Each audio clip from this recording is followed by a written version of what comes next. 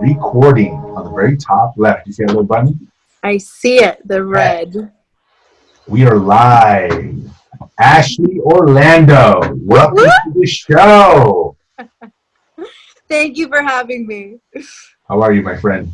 I'm doing well. How are you doing? I am doing good.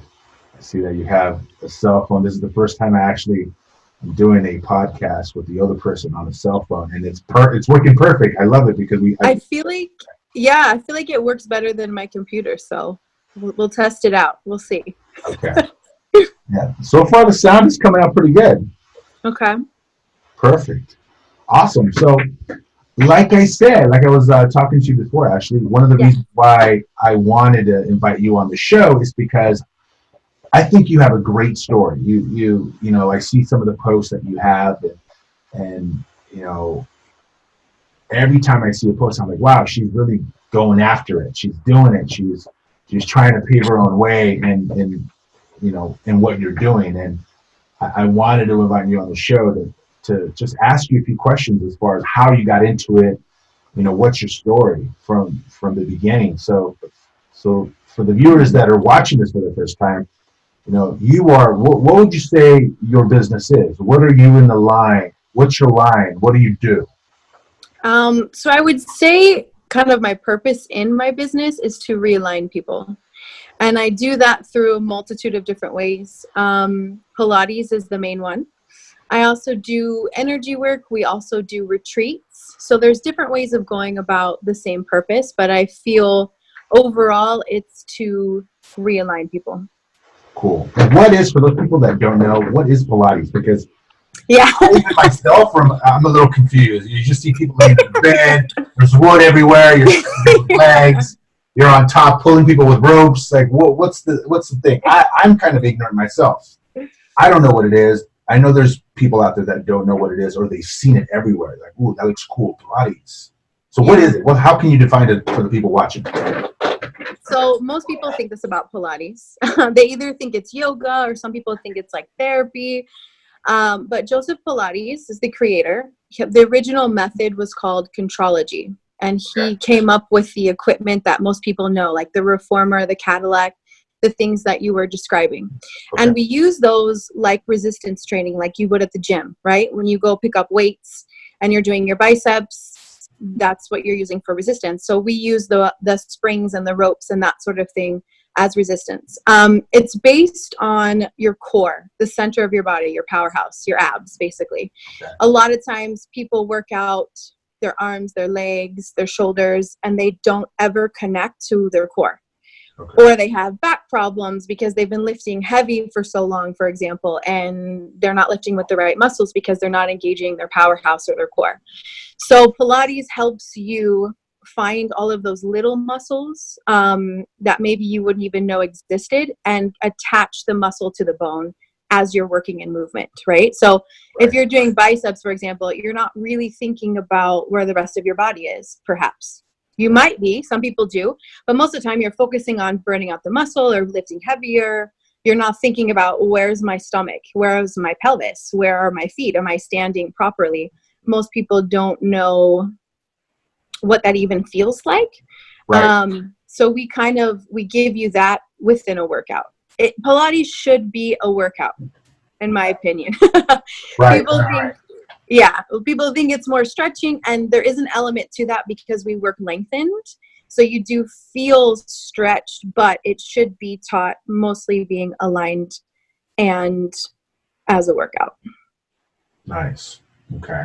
That's Does that make sense? That makes total sense. And there's a lot of people that don't know what it is, or they're kind of curious and they want to try it. So that makes a lot of sense. So you can't really say it's similar to yoga. It's somewhat similar, but there's different ways of doing it. We say that we're sisters. Like yoga and Pilates are sisters. They're not the same. There's different approaches. Okay. We both focus on alignment. We both focus on lengthened muscles. We both focus on breath and flow and things like that, but we go about it completely different. And also, too, people don't realize there are different kinds of Pilates. Like I teach classical Pilates, which is closest to the original method that Joseph created. Right. However, nowadays it's fused into so many different things. Like you'll see the studios with a bunch of reformers that only do classes. So there's different kinds of it, and different teachers will give you different opinions about Right. classes versus privates versus reformer work versus, Cadillac, that sort of thing. I just tell people classical is the most knowledgeable teacher that you can find, in my opinion. They may not stick to the classical method because bodies are different nowadays than they were when Joseph was working with them. However, it gives you the background versus teaching in a classroom to burn out the muscle and not focusing on the full spectrum of what Pilates foundation really is. And when did Joseph Pilates create? When did this start? The 20s. No way. Long time ago. Yeah. So 1920s? Really? I had no idea. Really? I think it's the 20s. I thought it was like 20 years ago. To make sure. I think it's the 20s. I might have to look up my facts. I'm already thinking it was 1992. I'm like, oh, no. Okay. He's from Germany, or he was from Germany originally. Okay. And he started creating the method because he was a sickly child and he had all of these, he had asthma. He had all of these physical ailments that he felt like as a kid, he could never go out and play. He couldn't run around, Right. So he somehow in his genius mind started thinking up all of the movements and the system and the philosophy behind it. And he first started doing it on World War II victims. Oh, and people that were like amputees, right? So these people will come back from war and, have a leg missing and an arm missing, and they're in their beds and they're just wasting away. And so that's how he made the Cadillac originally. So he put springs on the bed and he made them use their core and sit up and use other parts of their body, even though obviously something was missing. He rebuilt them in that way. And then from there, he moved over here into New York and he taught dancers. I mean, he has the whole story. But originally, he was really beyond his time. He was thinking of all these things where I think back then everybody was like, what is this crazy guy doing? And he always taught in like his underwear. It's hilarious. Like he always was in. Really? If you look at our camp pictures, he's wearing like trunks because he was a gymnast and a boxer. And so like it just was his thing. Like he was such a unique individual that was like a genius back in the day that people I think didn't really quite understand him.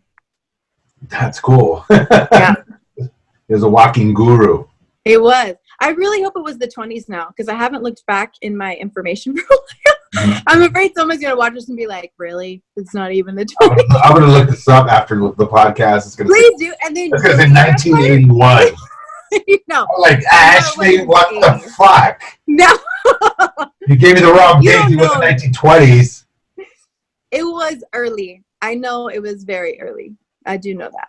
So how'd you get into it? Like how did you start? Did you start why Pilates? I mean, tell us your story. I was dancing all the time and auditioning. And every time I would finish, my body was killing me. I would have aches in my back and my shoulder, my neck would be out. I was seeing a chiropractor. I was stretching. I was doing all of the things that I was supposed to do, but I was 25 and I bulged a disc in my back. What? And so, yeah, from dancing at an audition. So a friend of mine was like, you need to start conditioning differently. You need to try Pilates. And I had no idea what it was. And he was an instructor. Right. What's that? You're like, Pilates? I know. I was like, dude, what? What do you want me to do with what? So I don't know what that is. Right. So yeah, he was like, come take it to the studio and check it out. And I was like, all right. So I went to the studio and I had the same reaction that everyone else does when they see the equipment. They're like, what is that? I'm a little nervous. I don't get it. I don't know. Right. And I took my first class and I had never moved my body in that way before. Right. I found muscle, and being a dancer, you think like, oh, I know my body. I know how to move it. I understand. But I found how to connect my body differently. Right. I started building up my abdominals. And then after that, I just felt like I wanted to do it every single day. And what I found in the work, I wanted to basically share it. At the time too, I was transitioning out of dance, just because it's not something I wanted to do my whole life. Right. Right. So it just kind of happened with timing. And then I went through my program.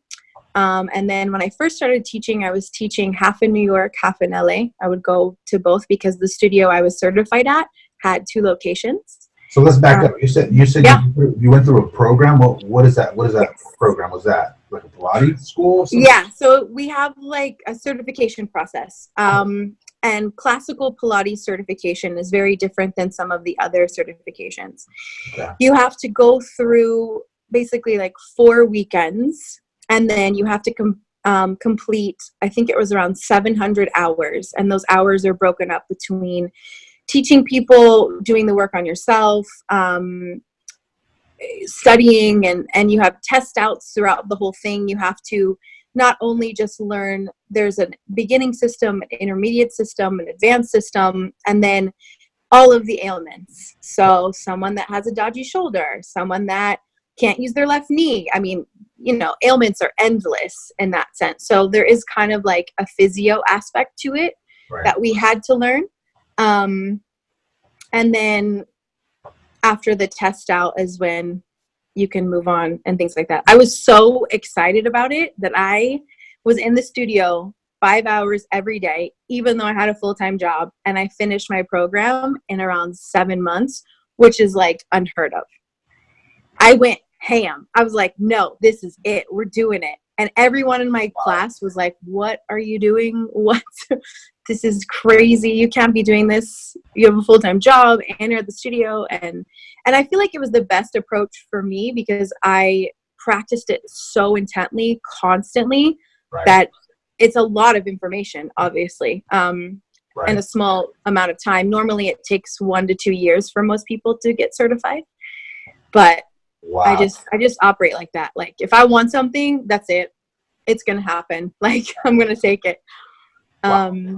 And other certification problems. Studied your ass off. Just all the time.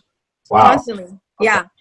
Because you're studying, you're also studying and practicing teaching because, like even something simple, like you could understand it, but then communicating it clearly with a flow to where someone else understands you, is able to execute it. You have to be, with any type of workout, ahead of the game a bit. So while you're doing this exercise, I got to have 3 in the back of my mind that you're going to do next and that sort of thing. So that's the tricky part too, is getting your words out.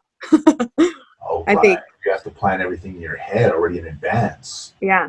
Which is just practice, like over and over again, seeing different bodies with different things. And, and also too, teaching the body in front of you is very different.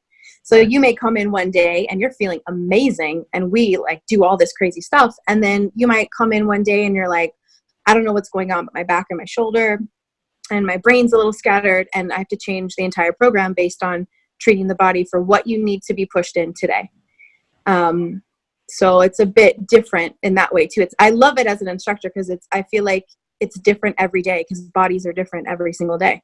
You never know what's going to come in. You never know what kind of pain or what kind of struggle the person's having. So you kind of have to almost cater and kind of see what you're going to do. So every individual is different depending on their pain. Definitely. And, it's sad, but people live with pain all the time. Like it became something that's normal. And I feel like it shouldn't be that way, whether it's physical or emotional, whatever it is. I mean, I just deal with mostly the physical part of it, but I don't feel like, no one should feel pain every day. That should not be a thing. And if I can help people figure out why it's being caused or what they're doing maybe in their daily life that they can adjust or just build up the muscle stronger, then that's the best part of the work. That's awesome. So while you were studying, you were also practicing or teaching as well, right? Yeah, that was part of it too. Yeah. And in addition to that, you also had a full-time job. A full-time job, yeah. What were you doing before this? So I was dancing, but that wasn't quite paying the bills. So I used to work at Sprinkles Cupcakes in Beverly Hills. Okay, so you had kind of 4 different areas. You were studying, you were practicing, teaching Pilates. Yep. You were working a full-time job at was in Beverly Hills, and at the same Yep. time, you were dancing. Yep. So that's 4 different things you were doing at the same time. Yep. It was crazy. Shit. It was the crazy part. Yeah, but that's what you do in your 20s, you know, like you got to figure stuff out. You're full of energy. You're like, how am I going to set up, you know, like, and you're figuring out what you wanted to do. And I think I was just so excited to be in LA, and I just wanted it to work so much at the time. Right. I was willing to just hustle. Wow.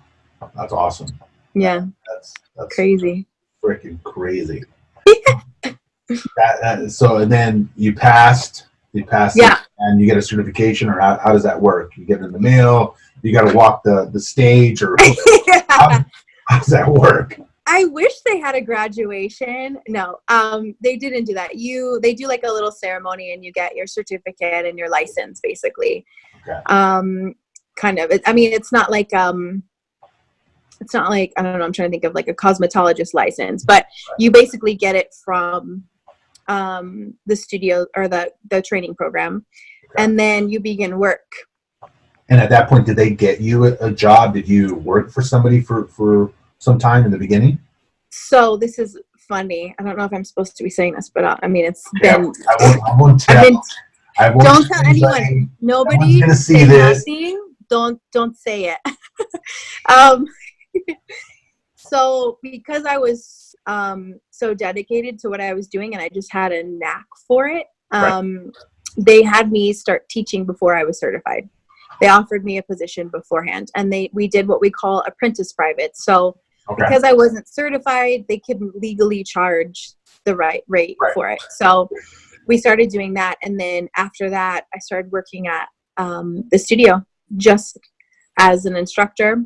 Cool. And I was teaching classes, and then their location in New York, I was just excited about doing that and seeing what that was like over there. Right. So then that's when I would go back and forth to New York and LA for a little bit. Okay. So for like a little bit. And for how long did you do that? A couple of years, but I mean, I would go for like a month, and then I would come back. And then one time I went for 3 months, and then I came back. So I kind of played around with it. I love New York. It's amazing, but I don't think I could live there. It's a little too intense for me. So I think that's why I was like, okay, I feel like I love it. I want to be here for a short period of time. And then I would come back to LA, and it felt like a better fit at the time. Okay.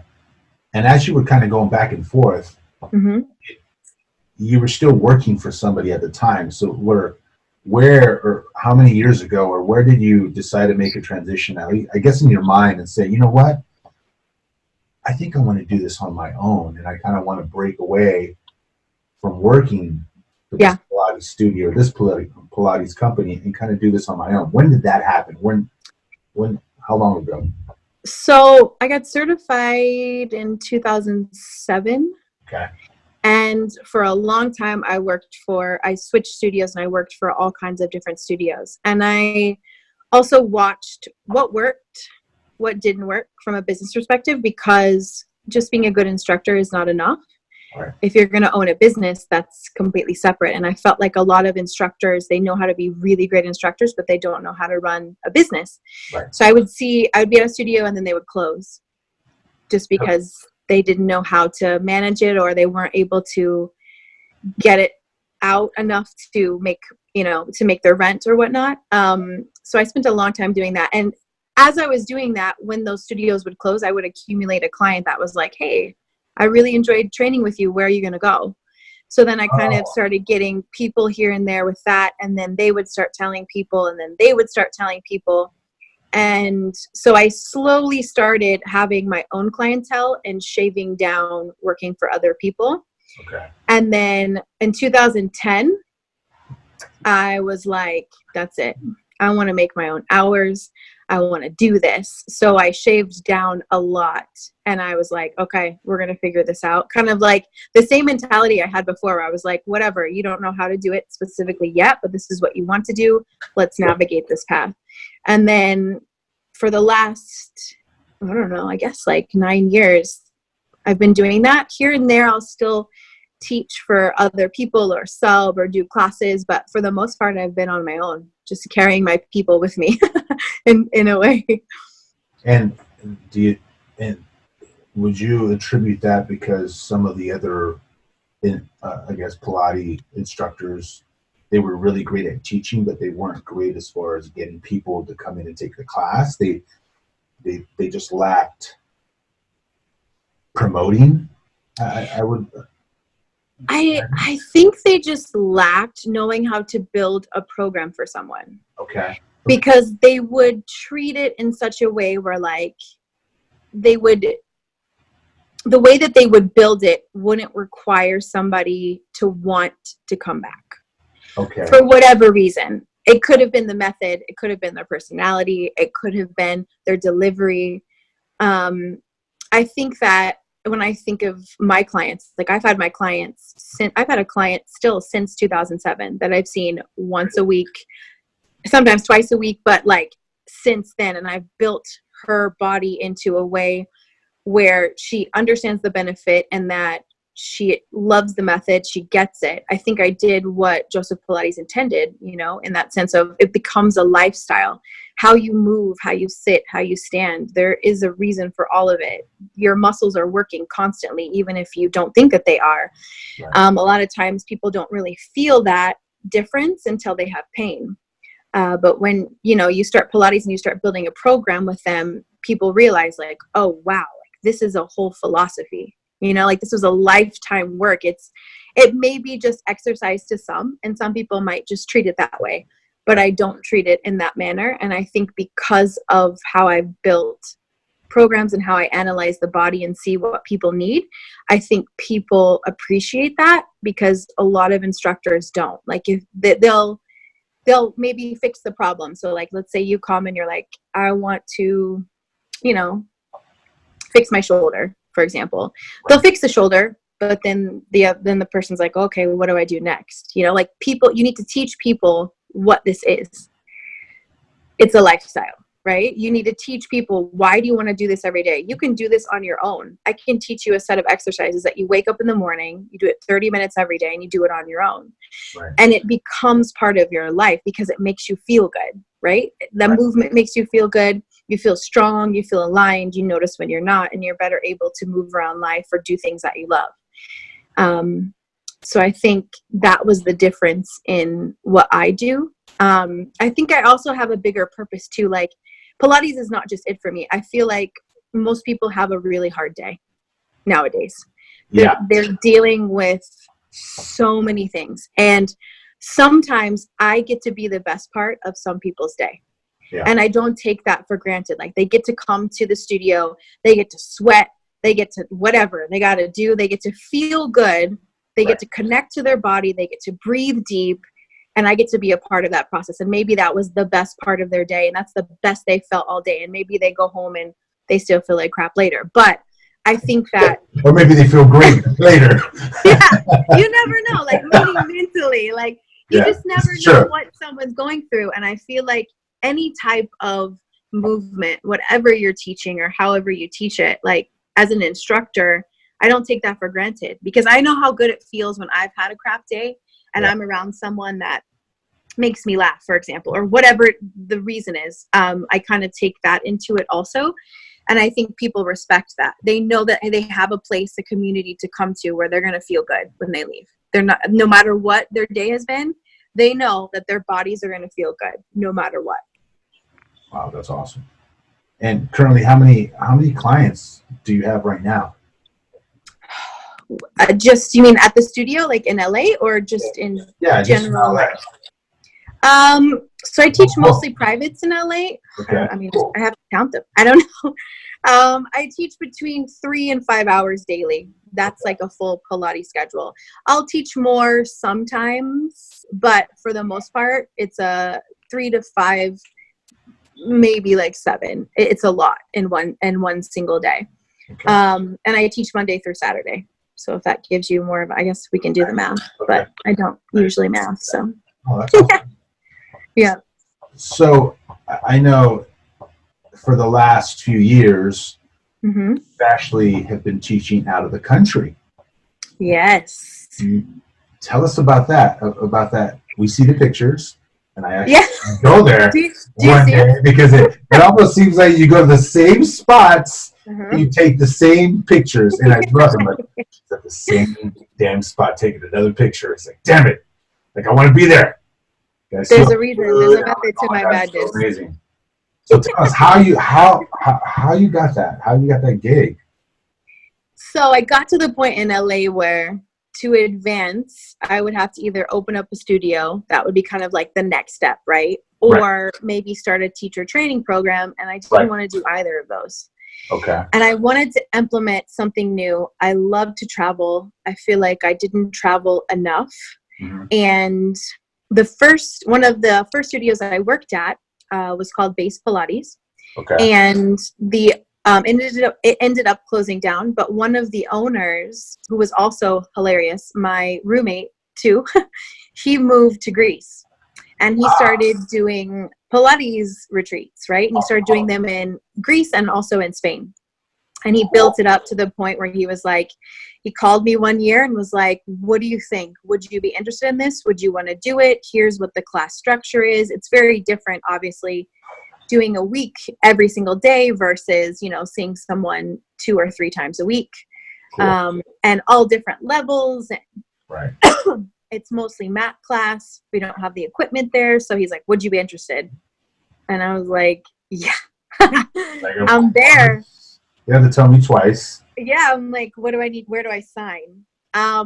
So he brought me out. We did one retreat. And after one retreat, I was like, this is the greatest thing ever because it combines all of the things at once. Wow. A new place, good food, community of people that you would meet from all over the world, and all different kinds of people that, Pilates teachers, to someone that's never done Pilates before, to someone that had a knee replacement and is going through rehab and came to the retreat anyway. So it's a way to work with all different kinds of people. So we did that one year, and then every year we add on more. And then through that, I've met a lot of people also, specifically in London. So I've been teaching master classes out there. Oh, so now you get to London to teach as well. Yeah. From Greece, from the contacts you made in Greece. Yes. Awesome. Excuse me. So awesome. It kind of like the ball started rolling. Okay. So now, because of all the different types of people from Europe that come over for the retreats, it's opened up other doors for me to teach in a completely different way. So I do more like master classes. So I'll do, a focus of something specific, right. Or I get to play around with creating new, kind of like a new format of how am I going to give them all that I need to give them in a small amount of time, which is very different than building a program for someone that I know is going to come to me on a weekly basis. So it's fun for me to change it and be able to share Pilates in a completely different way. That's awesome. It's one of my favorite things to do. And people that don't do Pilates will come on the retreats just because, it's like, well, it's a good deal. And then I kind of have community. It's a new place. And then if I want to hang out with people, I can. If I don't want to, I don't have to. And then they end up taking all of our classes and just being like, wow, like loving it. Wow. And the retreat in Greece, how big is it today now? You've been going for, I don't know how many years now, but it seems like it's huge. How many people do you actually get to do the retreat these days every year? So we've been doing it for 3 years. Okay. We do roughly 6 to 7 a year. Nice. And each week we host between 20 and our max is like 27 a week. You do 6 a year? Yes. 6 to 7. Yeah, just in Greece only in Santorini. In Greece 6 times to 7 times a year. So it's technically 3 times a year because we do back to back. Oh, I see. So it's like each retreat is only a week, but we do 2-week increments just because it's easier to fly me out for that long versus just once a week. And they're spread throughout the year? Yeah, so we do summertime, May, July, and September. It's always in May, July, or September because that's when the island is the most beautiful. And that's where the time you get the best food. But I'm sure the food's always the best. Oh my God, the food is I know amazing. the pictures that you had. I was like, oh my God. I get people to come just because they see the food pics. They're like, "What is this? How do I sign up?" And I'm It's like, insane "It's for the because food." some pictures that you put up, I'm like in the middle of work, and then suddenly I just go on social media and I see one of your pictures of the food, and I automatically say to myself, you know what? Today I'm gonna have Greek food. I'm like twice. I need to have. Hey, whatever works. It's healthy for you. Why not? It's Oh my delicious. God! It must have been heaven with all that food. Oh, geez. It's because it's the retreat. They fix it for us. Like, you never know what you're gonna have. They switch it up each day, Cool. and it's delicious. Yes, the food is one of the greatest parts. And now you're going to London. How many times have you been to London? You've been one time, twice, or what's? So I try to go and do master classes twice a year. Since for the last 3 years. This year I've only gone once. I'm trying to set up another master class probably towards the end of the year. I'm talking to Yoga Works, which is like they have it here also, but it's a yoga studio that just bought a Pilates studio. So we've been talking back and forth, and when they officially open, they want to have me out to do reformer class there, like guest reformer class. So we're just figuring out the dates and times for that. That hasn't been solidified quite yet. Okay. But most of these things, like people ask me all the time, they're like, how do you get those people? How do you do that? I literally just do it. Like, I want to do it. I'm like, I want to teach in London. Who do I got to call? I talk to everyone I know in London. I ask where they train for Pilates. I send emails. I do whatever until I get somebody that's like, yeah, you can come rent here. And then I blast an email out telling everyone that I'm coming to London. Here's the price. This is the date. Pre-sign-ups only. You know, deadline for whatever month it is. And then it just happens.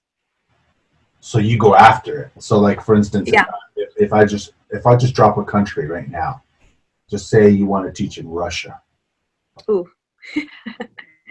That'd be tricky because I don't have contacts in there. But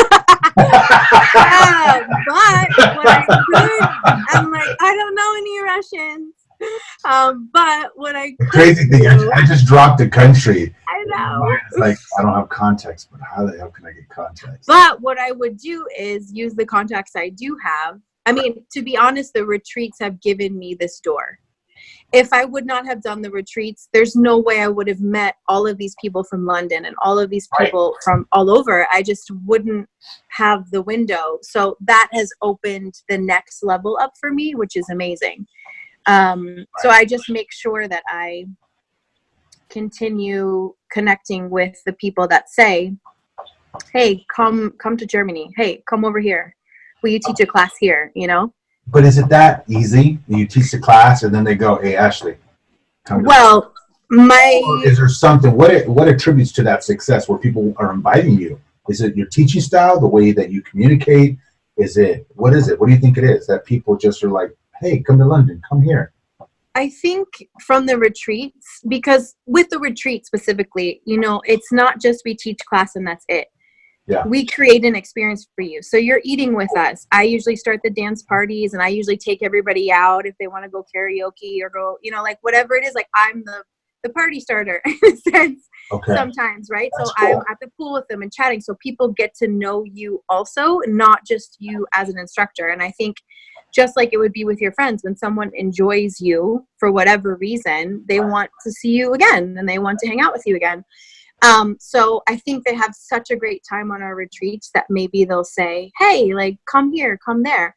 Now, the trick is I would love to go everywhere, but, you know, getting a group of people is another story. Like, there's been a lot of places that I've tried to go to, but, you know, I don't know how to promote to people. Like, Germany is a good example. I have a lot of students from the retreat that were like, please come, please come. And I've tried a couple times, but, you know, in order to get people, that's a whole nother animal. And a lot of the other studios are kind of like, I don't really know you, so why would I promote something that, you know, you're a teacher in America, okay, great. But so it's been a little tricky in that sense. What's helped me the most is, like, I know a lot of English people now. Yeah. And they have paved the way for me to come out there.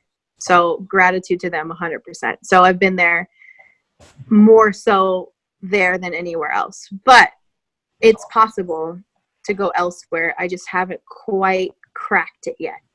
Okay. Okay. And now, you've been doing this for how long? Since the retreats or just Pilates in general? Pilates, retreats, everything in general. So the retreats the last 3 years, and then since Pilates since 2007. Okay. And when did you quit your full-time job? Was it 2009, 2010? I think I quit Sprinkles right after I got certified. Wow. So you rolled the dice. You're like, I'm doing this. Yep. There's nothing stopping me. Yeah. I think when you put yourself sometimes in a situation like that, you set yourself up for success, because I didn't have any other option because I had to pay rent. So I'm like, okay, this is what you want to do, then let's do it. I think that a lot of times, and I've seen other instructors do it, they kind of straddle things, like they don't fully want to give up their full job. And you can do that too. It still works. But for me, I feel like the reason why I'm successful and I have kind of my own business at this point and I'm able to make my own schedule and whatnot is because I don't give myself another option. This is what it is. And this is what I'm going to do. Period. Yeah. I can't fail. You know? Yeah. That's awesome. And I feel like too, there's really no such thing as failing. It's just redirection. Like if I do something stupid, I do something wrong, right, I may have to pay for the consequence of it in some way, shape, or form, but it's redirection because now, okay, I'm not going to do that. And I need to be more creative in the way that I choose this next decision. That's actually a great quote. Failure doesn't exist. It's just redirection. Oh. Ashley Orlando. I don't know if that was me or I heard that somewhere, but you stole it. Came out, so I'll take it. Did you take that from the Dalai Lama? Who'd you take that from? I don't know. Maybe I did. I do study a lot of people, so maybe. You just look up to the right. Do you have a wall or something, a painting that has that quote somewhere? I don't. I wish I did. Maybe I'll make one. Excuse me. That's hilarious. That's a pretty deep quote, though. It's what is it? I don't believe in failure. It's just redirection. Yeah, I think perception is the key to everything. Yeah. If you don't think big enough, then it's not going to be big enough. And I think we tend to play it safe in a lot of different ways, which again is not a bad thing. It's just a choice. Everybody moves at different directions. But my way of being and what has worked for me is to go just like balls to the walls. And then it's never failed. It's always adjusted in some way. Right. And what motivates you to keep going, to going balls to the wall? What is it? I think I always have the need to want to grow as a better instructor. I want to, transform my business into the next level. I always feel that is important to me. That's what success is for me, is growth. It's not a specific thing like, oh, success is I have my studio now, or oh, success I'm doing retreats now. It's more so, what did I do this year that was different, that worked? What did I learn this year? What can I transform into next year? How can I take, this client and get them to do this, and that? It's more of the growth pattern, I think. Okay. That motivates me. I also feel like people motivate me and culture does, because our culture has changed so much in so many different ways. And I feel at this point in time specifically that people are very unhappy and they're trying to find their way. And there's just stuff that I feel like we need to fix. Yeah. And everybody can help in a different way in that. I feel like my way is to just be as happy as I can and to help people, because when you're around that, then you just naturally become that. If you're around negativity and all of that, I mean, don't get me wrong, I have my crazy negative days too. Like, you can ask my friends when I'm like calling them and they're like, Orlando, get it together, and I'm like, you're right. But we all have it, like, trust me. I'm the same way. I have my pity parties and whatever. But I think having the right people around you inspires you too. And just always feeling like you can do something different or be better. Awesome. That was actually my next question. Who Yeah. inspires you? And you answered it. It's just having the right people, the right positive people around you. Yeah, I think so. I mean, you know, when you see what other people can do, people either do two things. They look at that and they're like, oh man, I want to do that. Right. Or they look at it and they're like, I could never do that. Yeah. You right. know? So which one are you? I mean, and we're different each time that question is asked. Right. But I do feel like having the right people around you does do that. I think, you know, obviously your family, the people that are closest to you too, you know, you want them to feel proud of you. You want to feel proud of yourself, more importantly, regardless of, you know, what your family says or whatnot. But I think too, what inspires me is seeing places that I've never seen before.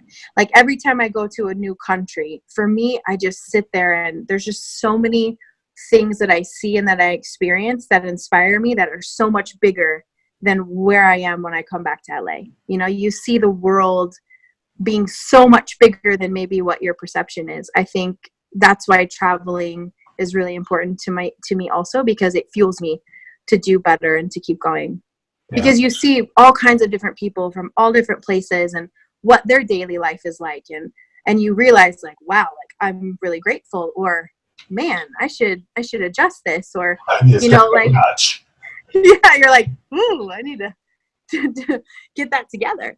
And I think all of those things combined, though, they can inspire you or they can keep you the same. It's really up to you in that sense. Yeah. What would you say to somebody that doesn't have a good foundation of good people that they're surrounded by? Maybe they're surrounded by just negative people. Oh, that's a good question. There could be a couple answers to that. One, how are you being? Right. Because the way that I am, negative people really don't like it.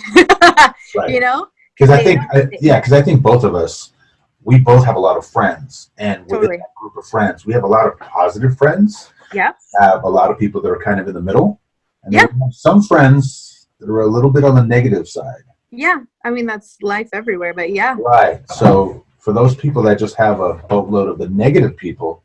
Yeah.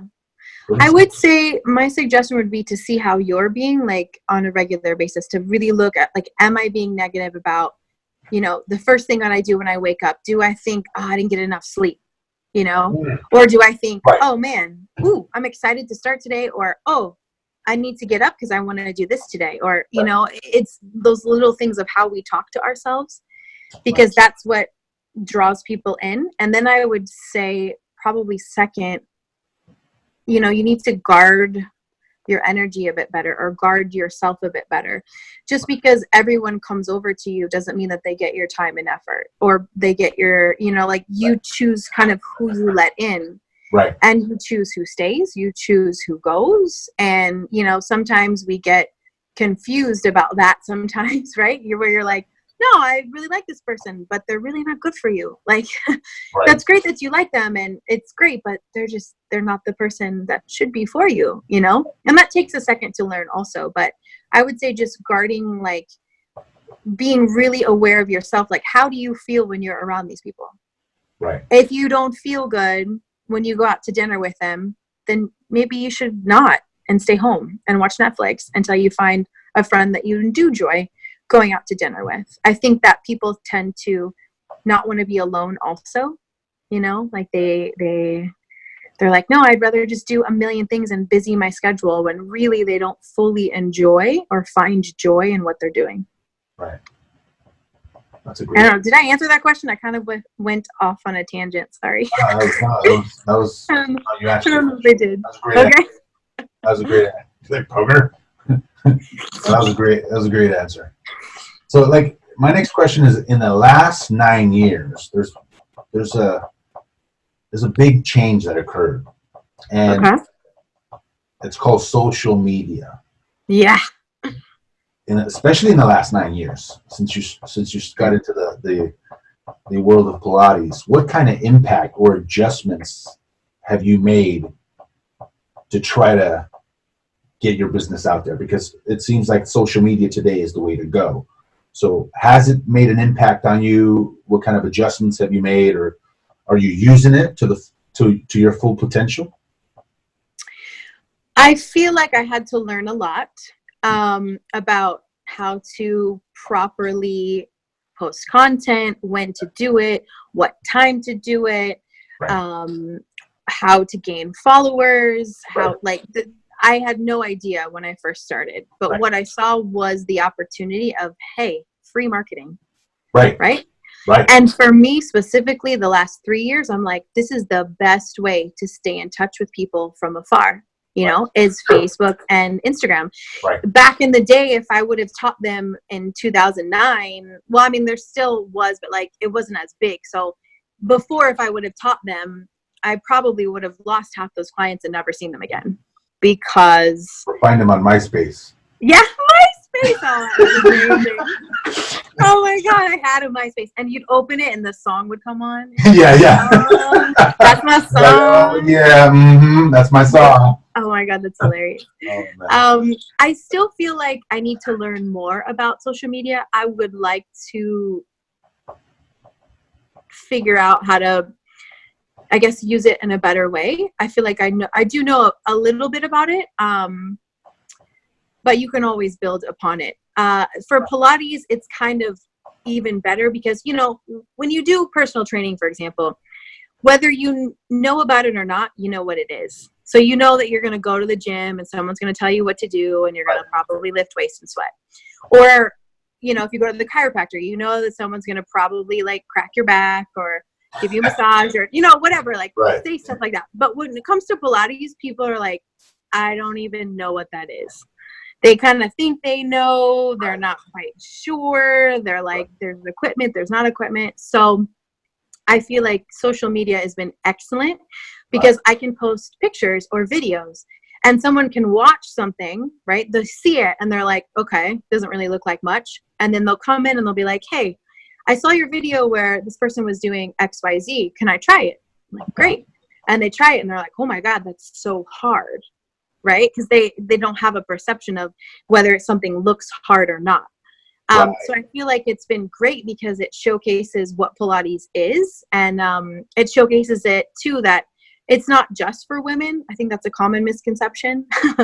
It's like only women do it. This is very weird because that was my next question. Oh my God!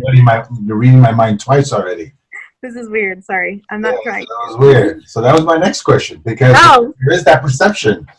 When I first walked by a Pilates studio, it was in Torrance. I had no idea what it was. Looked to the right, and I saw nothing but women laid on the table with the things going up, and I was like, "What the fuck is that? That's not fucking yoga." Yeah. And I looked. It said Pilates, and I was like, "What the fuck?" And I was with my friend, and my friend, dude, it looks like those women are getting tortured. Yeah. That's fucking crazy. I had no idea what it was. I was ignorant. Yeah. And that's most people's reaction. No joke. But there is that perception where people think that it's for women, but that's not the case at all. It's actually the complete opposite. Okay. It was made by a man, Joseph Pilates, for men only originally because of the World War I victims and two victims. For men only? Yeah. At the very beginning when Joseph was this is crazy. What? I had no fucking idea. This is crazy. Yeah. Most people don't. Wow. When they first when Joseph first started practicing, he would not allow women in the studio. He was like, nope. He only allowed women in, I think originally, it may have been New York, because of dancers were the first women really that did it. That's fucked up. That they allowed in. Oh, you're a woman. Yeah. Not allowed. Because he felt like the type of training he was doing was to strengthen men, right? Back in the day, women didn't need to train like that. They were, their jobs and what they were doing didn't consist of. The only women that would train would be like a dancer or someone that was more physical, like a gymnast, that sort of thing. Right. Somehow the translation got all messed up, and most people think it's for women, but originally the method is built for men. And it's funny because when people say that, I love to say this, most of my clients are male. Like, they're not female. I mean, I have female clients also, but more guys are in the studio than you think. But I think that the guys don't take the classes. The guys will do more of the privates. And that's how it was intended anyway. The classes are kind of not a classic Joseph thing. They are a nowadays type of thing. So of course, like, what guy's going to want to walk into a class, put his legs up and do all this crazy with all these women around? I mean, maybe some guys are into it, Guys but like, yeah, this is my kind of scene. Lift my legs up. Tie me up, girl. Like, how you doing? How you doing? Yeah, tie me up. I'm in a room full of ladies. Most of the time that doesn't quite happen. But yeah, right. Yeah, but when I do have male clients come in, and they come in too, like, okay, what are you gonna do? Like, I train, I do this. And I love it because in the first position, they'll be like, oh wow, okay, this is something I've never done before, you know? Or they'll have a goal like, hey, I'm trying to power lift, and you know, I'm not getting to where I need to be. What I would need to do, and then I'll tell them, oh, adjust your pelvis and do this, do that, and they're like, huh, and then they can do it, you know? So I think that it is a common misconception, but don't be scared, boys. Come book a session, you'll be fine. You'll probably like it more than you think you will, because it's resistance training and it's tough. That was such a great sales pitch. Yeah. Book a session, boys. Don't be scared. Book a session, boys. It's true though. Like, I think that people, they just think it's easy, or they think I have guys think two things. They either think it's way too easy, or they're scared and feel like they can't do it. Right. It's the same thing with yoga in the beginning. Yeah. Like, guys, when they first see yoga, like, oh, that's nothing. Yeah. In 1 hour, it fucks you up. Fucks you up. You're sore. You're like, how the hell did I get sore in that area? You're like, what the fuck? Because you don't use it. You don't use it. Yeah. Yeah. Exactly. That's I mean, you got to find the right teacher too. Like, I know a lot of the Pilates instructors, they just have a female way of teaching. Like, you have to understand how the male brain works, right? Very different from the female brain. So if I'm working with you, I'm going to cue you completely different than I would cue a female, because your brain works differently and how you connect and how you understand things. And I think a lot of instructors, this is why there's so many women. I feel like a lot of female instructors either don't get that concept, or they weren't trained in that way to know this is how you need to speak. Like, I can't use a female cue on you while you're working out. You're not going to come back to me because you're going to be like, I don't want to feel like a girl. I don't even know what that means when you say lift your heels up like high heels. Like, you're going to be like, I don't wear high heels, so why are you telling me that? It's weird. You know, like, just little things like that I think have potentially scared away guys from coming in, and why they think it's for women, but it's not.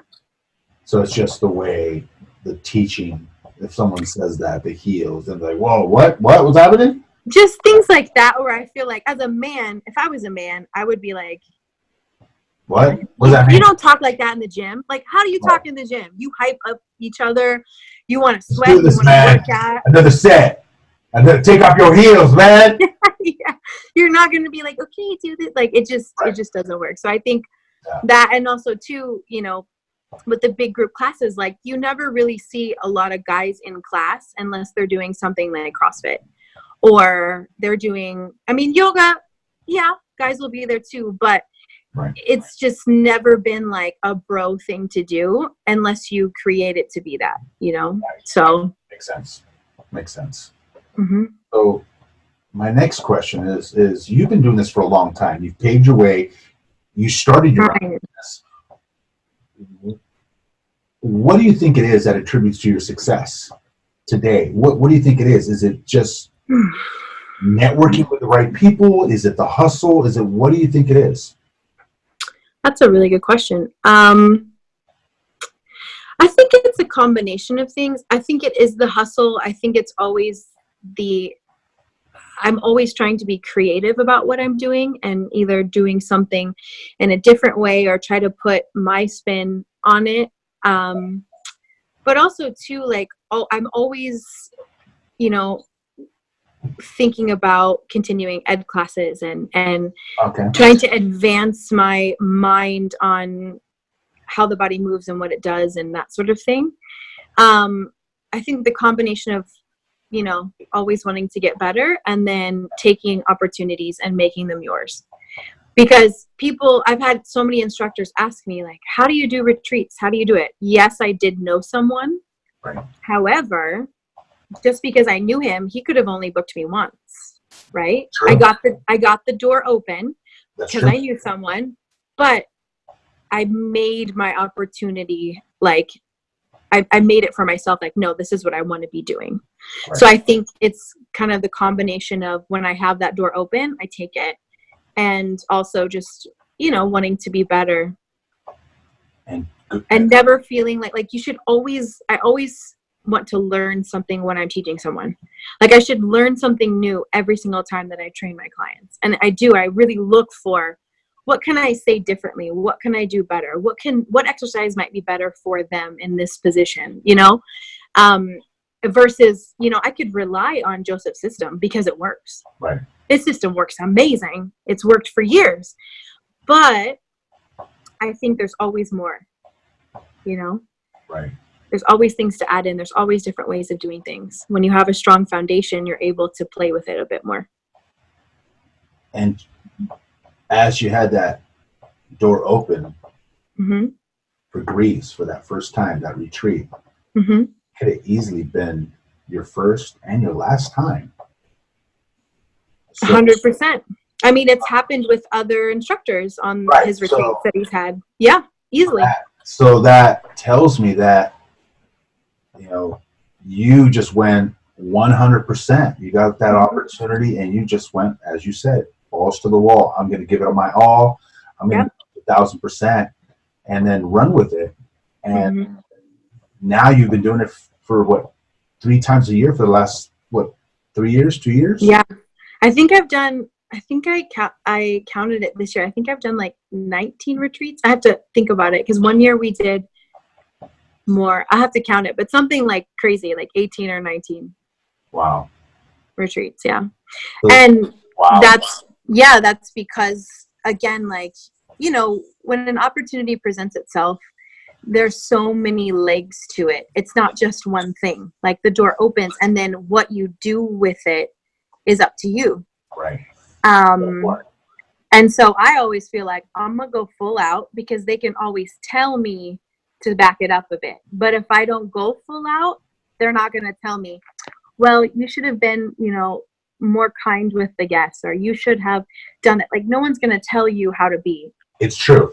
You could have been more engaging here. You could have been this. You could have been that. No one's going to tell you that. Yeah. They're going to think it potentially, and then they just won't hire you again. Yeah, exactly. Like, they just never tell you. They'll say, okay, this year, Ashley. Right. Or think you know, like, let's do, Yeah. Don't call us, we'll call you. Yeah. Exactly. And I was like, no, I'm going to call you because I want to do it. So when are we doing this thing? You know? That's a great message for all the listeners. If you get an opportunity in anything that you do in life, just run with it. Well, like, what have you got to lose? Yeah, what have you got to lose? Nothing. I got an amazing trip out of it. Like, for example. Wait. Let's go back up. What did you say? What do you have to lose? Yeah. You can fail, though. But wait. No. Failure doesn't exist. You redirect. It's just redirection. Because I could have done Santorini, and let's say I wasn't a good fit, right?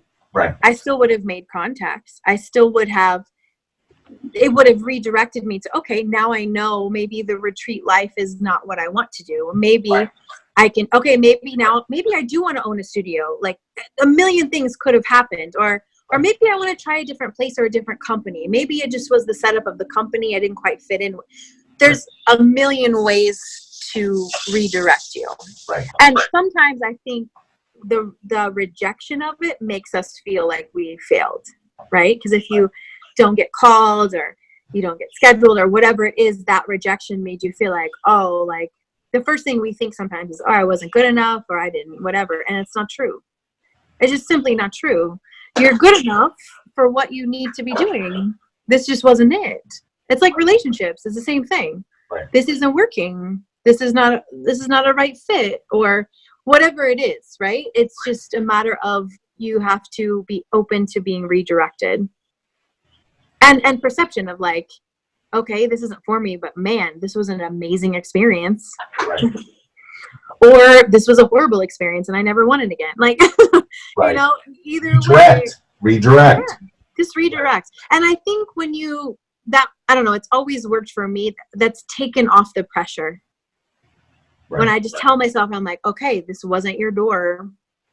You need, like, it just wasn't the right one. You opened it, now you close it. So which one are we going to do now? Where are we going to go from here? Let's figure it out, versus being like, man, I had this opportunity and it didn't work.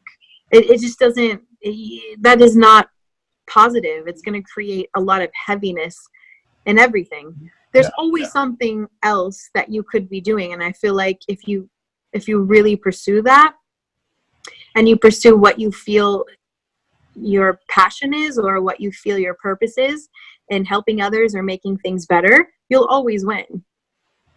That was very, very deep. But it's true though. It's true, but it just, you have so many people out there that they know it and they hear it, but they really need to listen and take that in, what you said. Yeah. Because it really makes a lot of sense. Well, I learned a long time ago, and I learned it actually through Pilates. It's given me a ton of lessons, that it's not about me. You know, like I would go in and I would see someone like you and I'd be like, okay, this is what I want to do with you today. This is what I want to train you in. And then, I want to do this. And then I'm trying to make you do all these things, but your body doesn't need that today. Right. And then I had to realize, like, oh, get out of your dance mind, because that is a very like dancer mindset. Right. You're training a person who needs something different. Your job is not about you. I don't care what your agenda was. If this person needs to come in and you need to do more energy work, you need to stretch them, whatever your agenda was, your job is to give them what they need.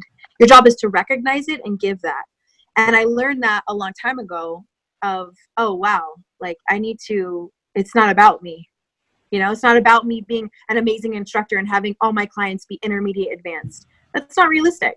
Right.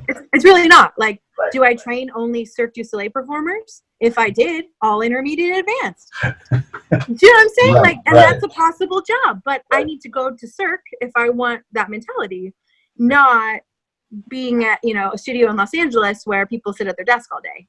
Most of the people, you know? Right.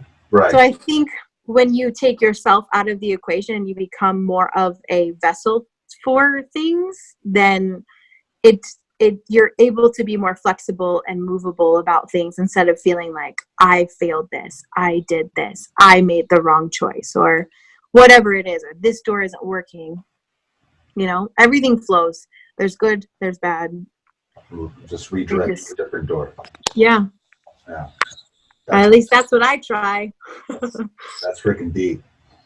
So what kind of advice can you give to somebody out there that's watching this video and maybe they're into Pilates, or maybe they're into yoga, working at a 9-to-5 at some cafe in Beverly Hills, and they want to leave it and they want to start their own business, their own hustle? What kind of advice can you give that person? I would say have a plan A, have a plan B, maybe even a C. Meaning, okay, my goal is that I want to own my own business, right? Now, from that goal, you got to make a plan backwards. Yeah. To where you are. So start there, have a plan A, right? And then think about that plan and see, like, okay, well, what could happen? Let's say I don't get 10 clients within the first year. What do I do? Okay, I'm going to maybe work at a studio. I'm going to maybe do some online videos, or having like other plans to get to where you want to be. But I think what helped me when I had a job, like I said this earlier, but would be to just make the plan, have a second plan, or have another, you know, option to things. Don't be so solid on like, no, this is what I have to do, because sometimes you might navigate a completely different plan and end up even better than where you thought you could be. So I would say having that balance, but then also just going for it. Like, Don't play it safe. I think that's where, I don't know. I feel like that's where people never really take the full jump. And whether you fall on your face or not, get back up. Like, we all do it, right? There's been times that I've had my business and I'm like, okay, we need to rethink things because, you know, this client's out, this client's traveling, whatever. What am I going to do? You know, I constantly am doing, I'm constantly regenerating. How can I make this work? It never really stops. I'm never at a place to where I'm like, oh, I'm making the money that I want and I'm traveling as much as I want. And, you know, like, maybe that's realistic for some people, perhaps. Right. My experience in Pilates is that it is not. Right. That you're always trying to recreate new things. So I think, you know, making the jump of it and being like, all right, I'm going to give myself, you know, for this first year, this is what I'm going to do or whatever. And then really being clear on what your goal is and being able to have clear steps backwards to where you are. A lot of people do it opposite. They're like, okay, I'm here and I want to be here. And then they start from here and they go there. But they don't really know really what that is. So That's true. You got to start backwards and imagine, okay, so if I had my studio, right, I had my perfect schedule, then what does that look like? Then how many hours do I work? What are my rates? How do I generate different people to come in? Do I offer classes? Right. What is my expertise? Why are they going to come to me and they're not going to come to you? Right. How am I going to get, you know, like those things you have to start being clear on. And then, okay, here I am right now. I just got my certification. Right.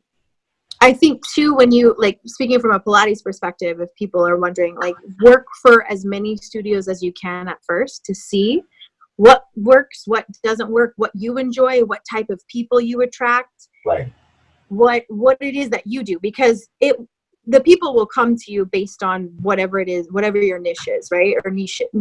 Yeah. Like niche. Not quiche. Whatever your quiche is what. I think you said quiche. No, I think you're hungry. I mean, am I always? Whatever your niche. Yeah, right. You'll figure it out. Like I got always attracted people that want to work hard.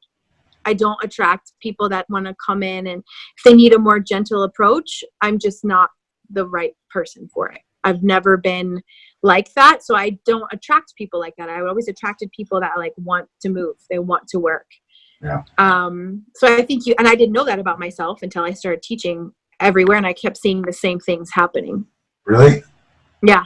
I would always attract the dudes and like the dancers and the people that want to work. Like they wanted to work out. They didn't want to sit and like stretch, you know, or maybe work a slow flow. They wanted to connect.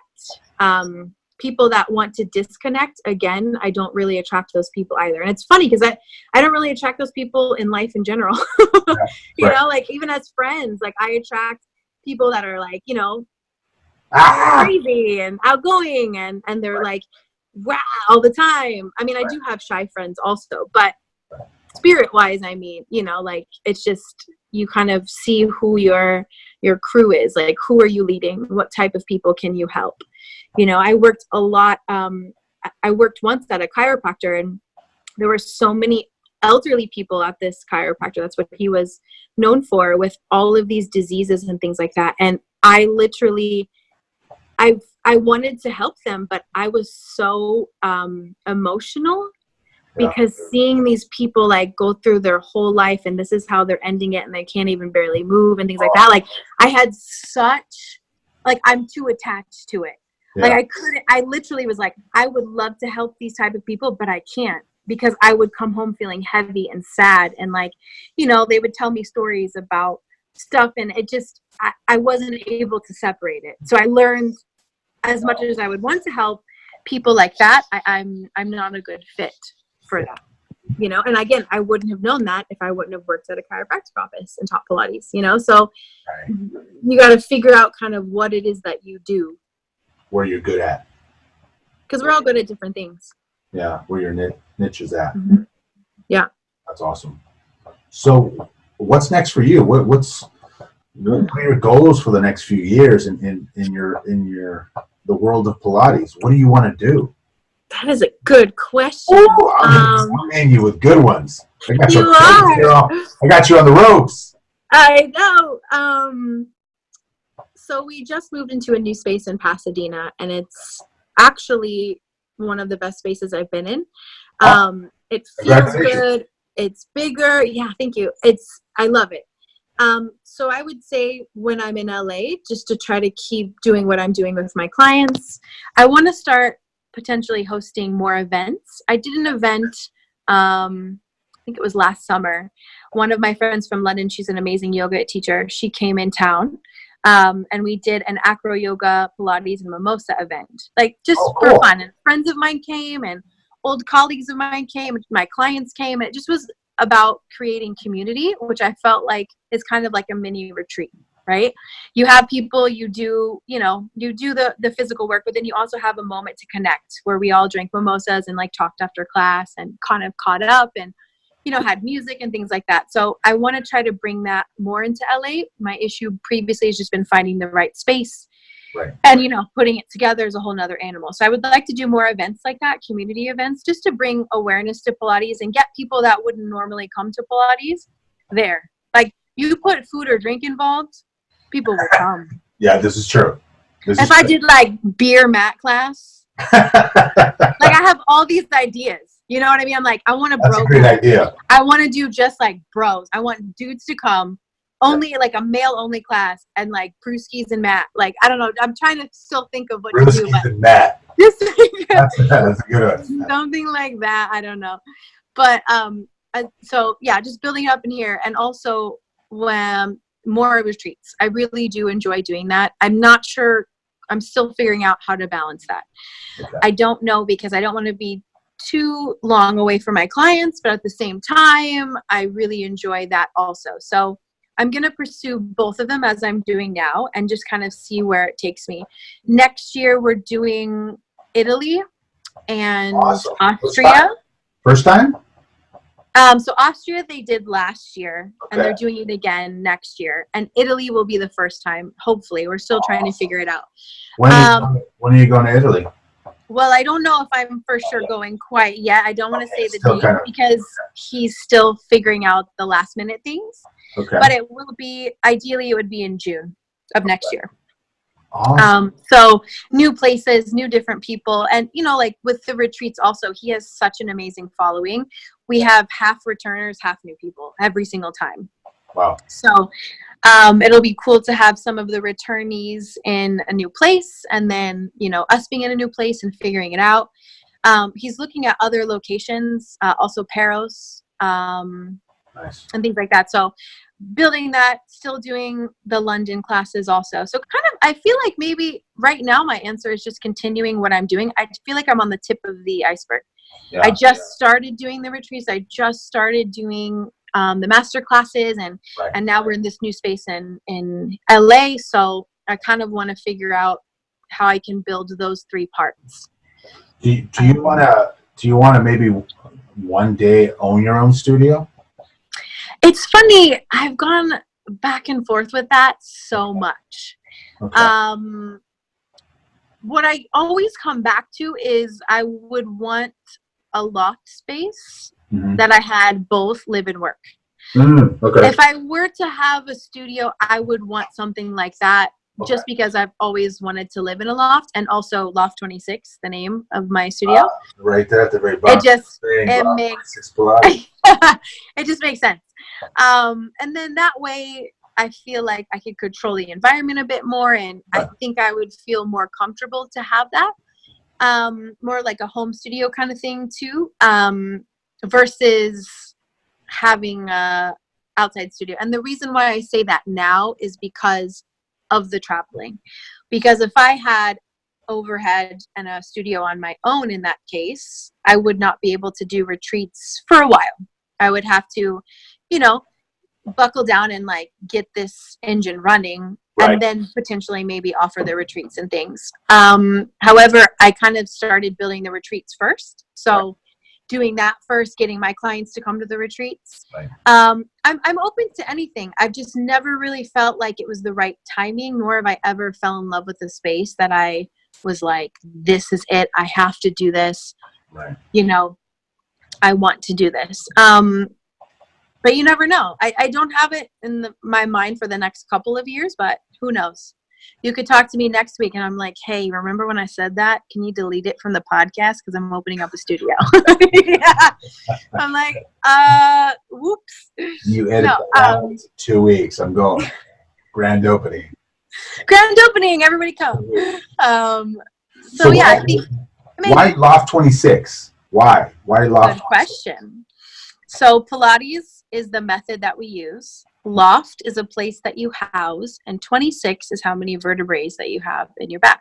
Whoa. So it's a place that you dwell your spine, and we use Pilates to basically realign your house, right? To clean your house out, to get your body working more optimally. Okay. That's a great name now, because in the beginning I was just like Loft 26. Yeah. Everyone's like, that's weird. Why'd you pick 26? That's a dumb number. A loft. This isn't the address. It doesn't say Right? 26. It's not even a loft. It's a building. What the hell I'm confused. I've gone through many names since 2010, and that's been the one that I feel like makes most sense. And also, now that you explain the meaning of it, holy shit, that's actually freaking awesome. That's a great name. Think about it. All of your vertebrae, if one of them is out, your whole body's a mess. Yeah. And with Pilates, we're focusing on, right? Then you'll be like this. Like this. No, nobody wants a head like that. Exactly. Oh yeah. That's hilarious. So where can people find you if they want to find you, take a class, go out to where you're at, go to the new studio in Pasadena, social media, plug it all. Yeah, definitely social media. Where can people find you?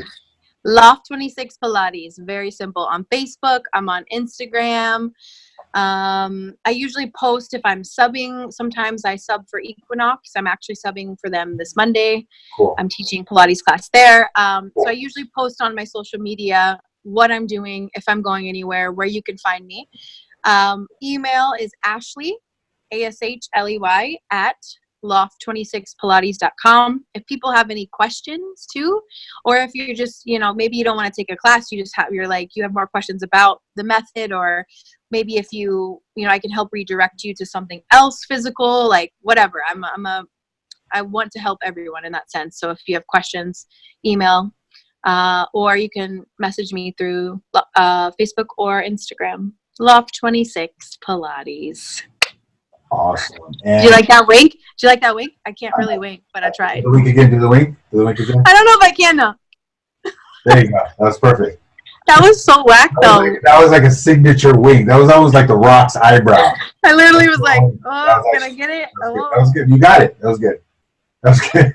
So you're Pasadena. When does that open? When you're moving to a new place, or you're there?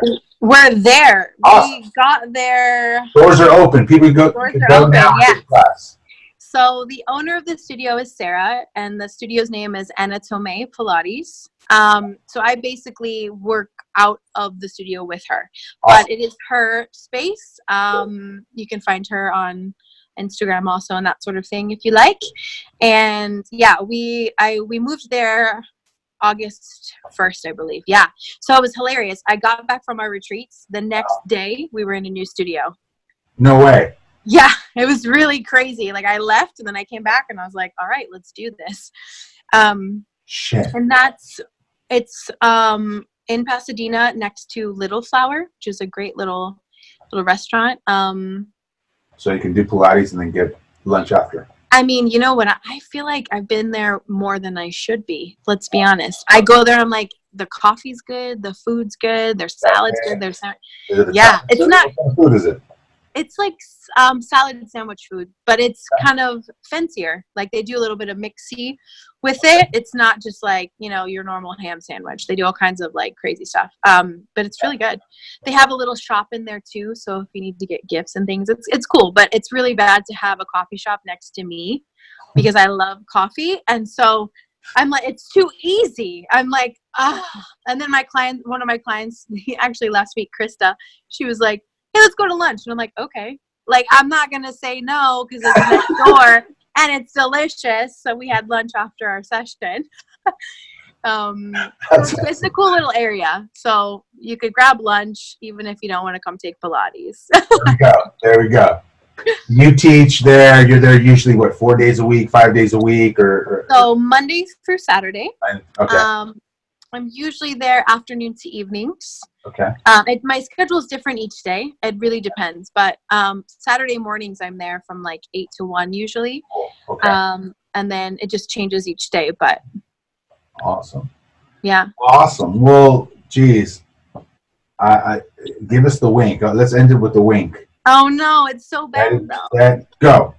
Do you see what happened to my other eye? I'm like, hold on. I am not a professional winker, okay? Don't judge me on my wink. Oh my God. Well, Ashley, I wanna thank you for being on the show. Thank you for having me. Your story's amazing. It's an inspiration to a lot of people that are going to watch this podcast. You know, anyone that wants to start their own business in Pilates, anything else. It's just, there's a lot of points that you hit that just, it definitely is going to resonate with a lot of people. So, oh, well, thank you. I'm inspired just, listening to your story. So thank you for being on the show, and thank you for redirecting the cannoli situation that we had some time ago. See, it wasn't a failure; it was a redirection. And I think we'll leave it at that, because you came with the best quote. It's never failure; it's redirection. Redirection. Awesome.